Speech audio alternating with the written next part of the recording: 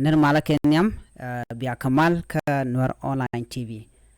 kejan guas me bana rocha bana jeling shala dino take South Sudanese ni to refugee to shop ke kisni dangro wido ku dandiech to generate wecha ka Sudan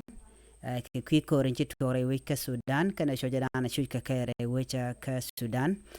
shala dino en wo chika shop ka panal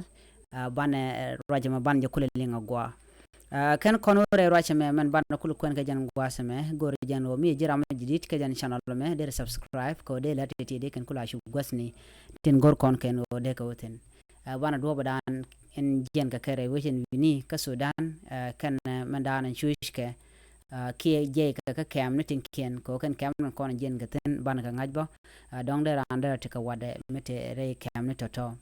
kajan gwasame gor jano mi jira ma jidit kajan channel me de subscribe ko de lati de kan kula mala chu gwasna tin gor kon ken o de ka chupten ko no kono de kon lere tin kon tin de kon log ba ko de kon ka ngach ka tung no de kon ka mala lingten ban lere me ban je chuling ka lo de ka do branan che to ka je an wala shanga de ka fayde ron kina da rawu de jandang ro ngwan ban lere me ban je chu linkel ken basni titi tinen konati gwasme ken bansan kontin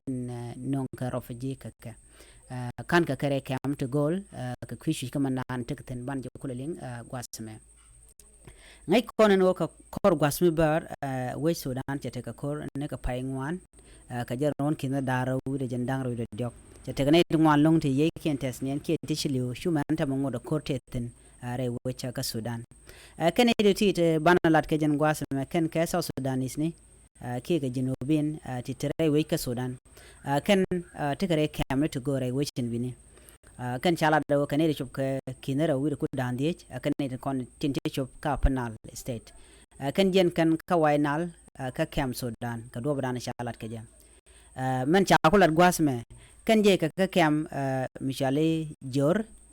kan kam do din mishale ka sharafa ke kam mishale radif ke kam do dala sharif radif te ke radif ke enkelen ka radif rode kor waral ke sagur ke jamena ke alifa ke jabel radis ken ti ken kam non kon tin genetin kon ci kon ke ling ne ti kinero wir ku dandiech atin kon tin ci bare wi ka panal je ken wini ka junubin ke South Sudanese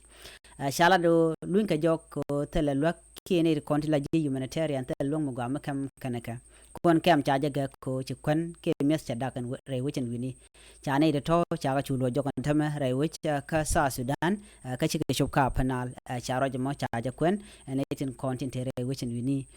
ka panal ajale dande kon linga me gorono jin bi nyak nasen ko ken ko de la ti de kan chamala chu gonsen gor kon kan no de ka chupten biate kamal bye bye